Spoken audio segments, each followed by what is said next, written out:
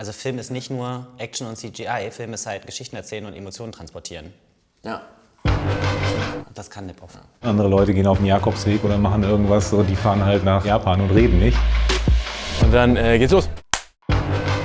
Halte durch und ich gebe dir Kraft und du gibst mir Kraft auf eine schöne Reise. Nip-Off ist generell kein Mainstreamer-Film, sondern es geht halt darum, dass man sich auf einen Film einlässt, der ganz anders funktioniert.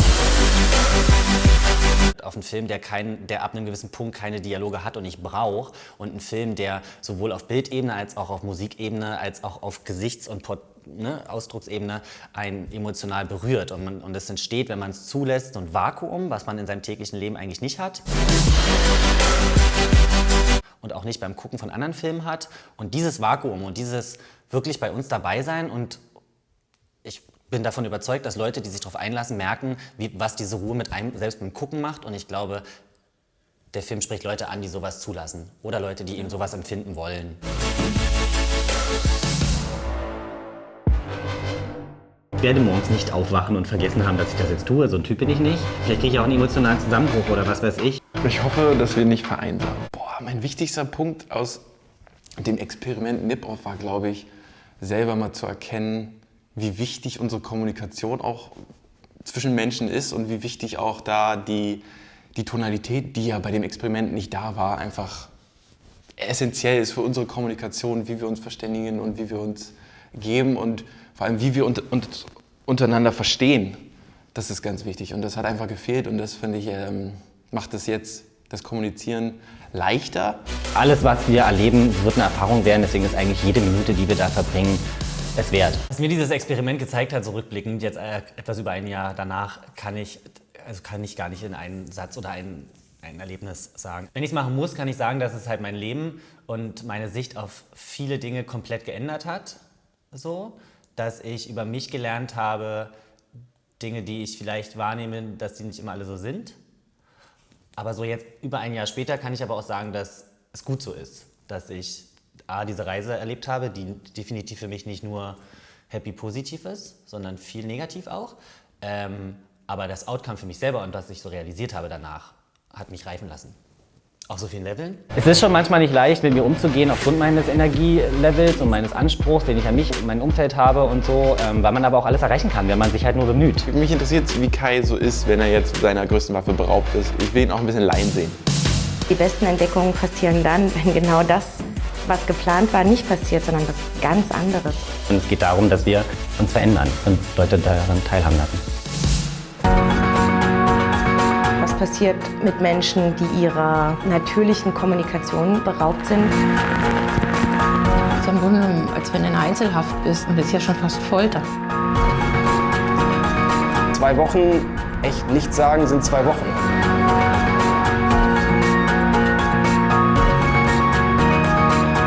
Es ist eigentlich wie so ein Psychoexperiment.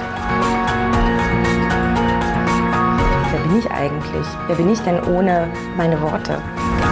Ich habe nicht unbedingt das Gefühl, dass ich blauäugig an diese Reise rangegangen bin. Ich glaube, ich habe einfach das alles ganz anders gesehen.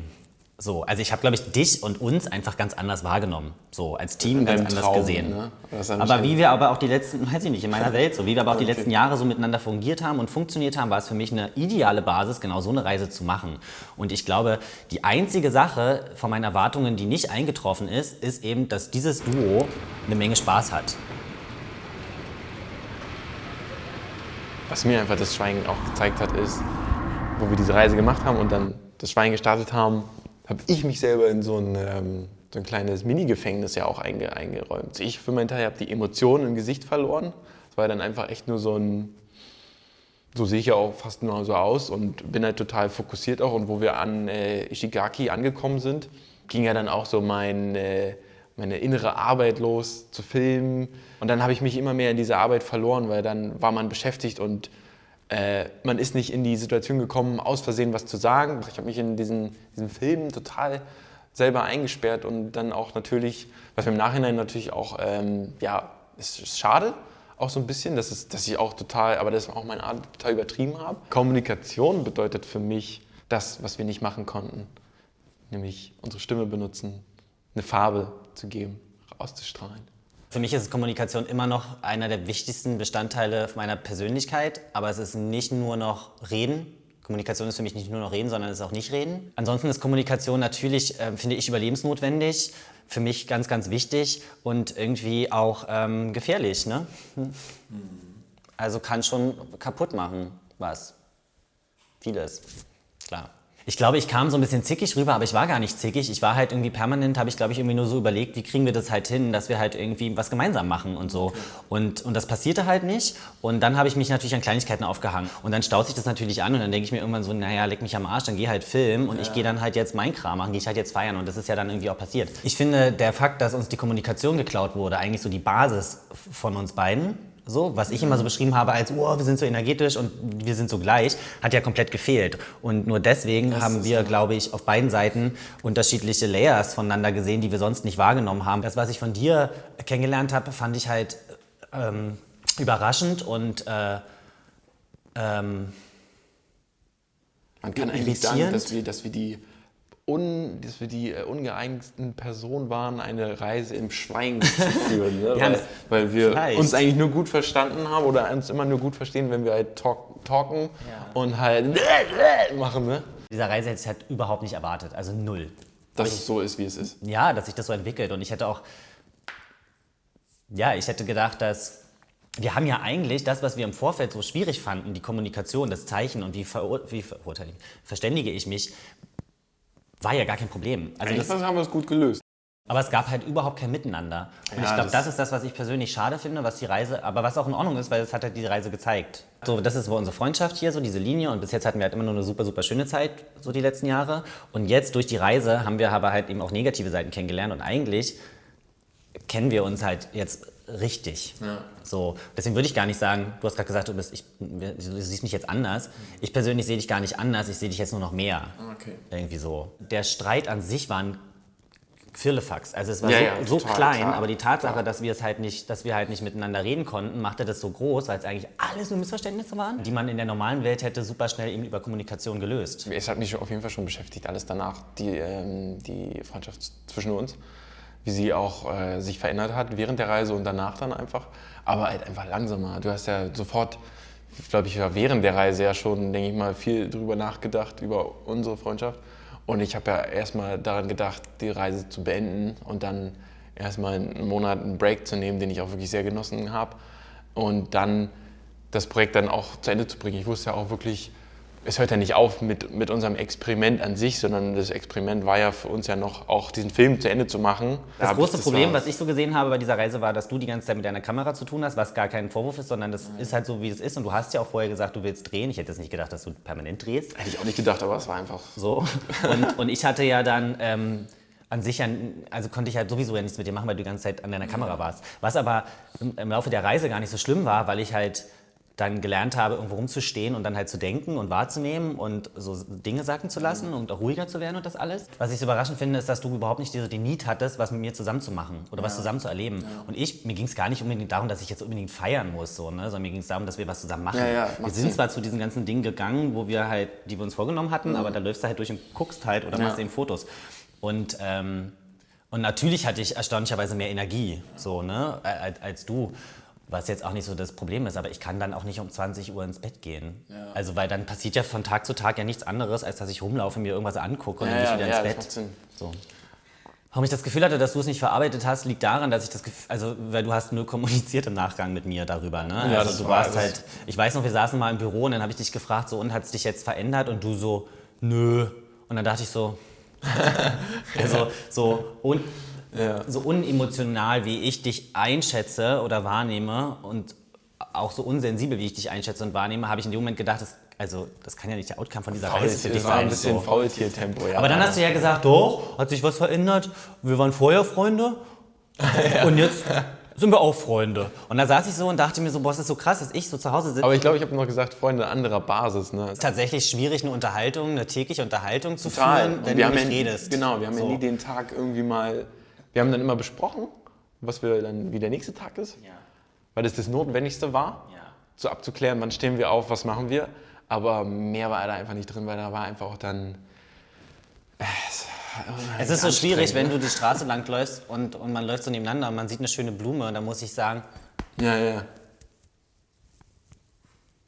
Und dann ist er ja schon weitergelaufen. Also weißt du, und so, deswegen konnten wir uns auch nicht unterhalten, weil das alles viel zu lange dauert. Ja, total. Oder man bleibt halt 20 Minuten vor dieser Blume stehen und dann, schöne Blume. Und selbst hättest du mir getextet, so in der Situation vor die schöne Blume, hättest du mir das gezeigt und dann ich so, ja. Und dann weiter. Ja. So, das ist halt, man kann es nicht kommunizieren, was man da sieht, man kann sich nicht ausdrücken, man kann nicht den Tag Revue passieren lassen. Man kann ja noch nicht mal sagen, okay, hier, also man hätte das alles machen können, nur langsamer ja natürlich auch. Aber man kann ja nicht mal sagen, du vorhin am Flughafen, im Flugzeug, da wollte ich auch Wasser oder so. Das hast du die ganze Zeit nicht gesehen, dass ich da irgendwie auch was von der Stewardess haben wollte. Und so eine kleine Sachen haben sich ja dann schon nach 2 Tagen angestaut. Und dann man kann ja nicht die ganze Zeit rumschnippen und Zettelchen schreiben von jedem Pups, so, den man quersitzen hat. Man hat ja dann irgendwann auch nicht mehr diskutiert. Man hat ja nur gesagt, okay, der eine will dahin und dann hat man gesagt, ja okay, lass da hingehen, weil ist mir jetzt zu anstrengend zu kommunizieren im Sturm, was dagegen zu sagen. Für mich war dieses Jahr so krass, weil ich habe das mal versucht so runterzubrechen, als wir zurückkamen, warst du einen Monat in Elternzeit. Das war glaube ich auch ganz gut. So, dass ja, für mich war es ein bisschen hart, weil du halt 14 Tage aufeinander hängst, 24 Stunden und danach hast du halt keinerlei Kontakt mehr. So? Also ich brauchte das auf jeden Fall erstmal, weil es war wirklich ja auch, die Reise an sich hat uns ja auch sehr nah konfliktreich zusammengeworfen, was wir jetzt ja auch gesehen haben. Da brauche ich auf jeden Fall erstmal, das war gut, dass ich Elternzeit danach hatte. Ich glaube, der Film hat uns gezeigt, dass wenn wir das machen, was wir machen möchten, dass was Cooles bei rauskommt. Und darauf vertraue ich halt total und habe eigentlich seit diesem Prozess nur noch auf dieses Vertrauen in mich selber gebaut. Also mich hat Nip-Off extremst verändert, privat und beruflich, emotional und aber auch geistig. Ich glaube schon, dass auf jeden Fall, dass ich mich eher emotional zurücknehmen kann, um das Projekt zu beenden. Und Kaya wirklich am Anfang, wo ich in der ersten Woche wieder da war, nur das Gespräch ja krampfhaft gesucht hat und drüber reden wollte und von mir Feedback haben wollte. Ich kam zurück an dem Tag tatsächlich, als wie man es im Film sieht, wo wir hier ankamen, habe ich mich sofort an den Rechner gesetzt und habe mir Material angefangen anzugucken, weil du ja 14 Tage lang gar nicht, ich weiß noch, die ersten 2 Tage haben wir noch ein bisschen was mit gesichtet oder so, aber dann war ich so komplett raus, was auch produziert wurde. Und ich glaube, so die ersten 6 Wochen waren total schockdepressiv so, weil ich halt, die Kamerajungs haben ihre eigenen Sachen gemacht, du warst einen Monat weg und ich saß vor diesem Material, hatte meine Playlist und bin so komplett abgetaucht in diese Welt und habe ja dann eigentlich nur wochenlang angefangen zu verarbeiten. Ich wollte erstmal nicht so ein bisschen wahrscheinlich während des Kreativprozesses für Nip-Off, Schneideprozess, da irgendwas noch weiter bearbeiten zwischen uns, weil es muss ja erstmal noch funktionieren so ein bisschen. Es war dann erstmal so auf, okay, wir haben das Rad so gerade gefixt, dass es rollt. Dann lass damit erstmal weiterrollen zum Ziel und dann können wir dran arbeiten. Und das löst sich jetzt so ein bisschen, dadurch, dass das Projekt auch jetzt so durch ist, so immer mehr.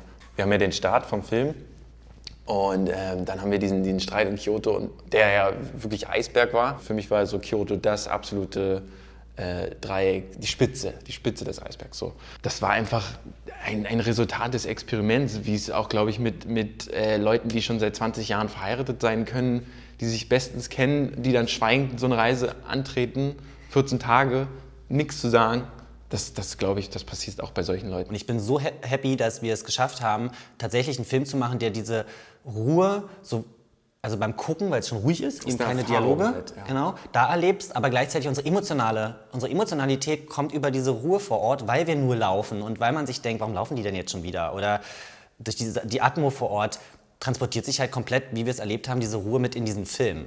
Und somit habe ich das Gefühl, dass Leute auf jeden Fall definitiv ein Stück von uns mitnehmen werden. Und das macht mich irgendwie glücklich, meine eigene Ruhe gefunden zu haben in irgendeiner Art und Weise und diese Ruhe auch in diesen Film gekriegt zu haben. Ich bin super froh, dass der Film so geworden ist, wie er eben geworden ist. Weil ich glaube, so wie er ist, mit dieser Blase, die da entsteht, wenn man ihn guckt, und mit diesem Kunstaspekt, der da tatsächlich bei ist, aber auch dieser totalen Coolness. Also die Bilder sind wirklich richtig gut und irgendwie ist das Experiment ja auch cool. Und so ist es tatsächlich überhaupt nicht so, wie ich es erwartet habe, weil ich keine Erwartung habe, aber eigentlich ziemlich geil. Ohne eigentlich. Es ist halt ziemlich geil. So. Könntet ihr euch für euch selber vorstellen, eine Woche oder so zusammen schweigend zu verbringen? Und was wären da eure Befürchtungen oder Ängste oder was wäre daran für euch besonders schwierig?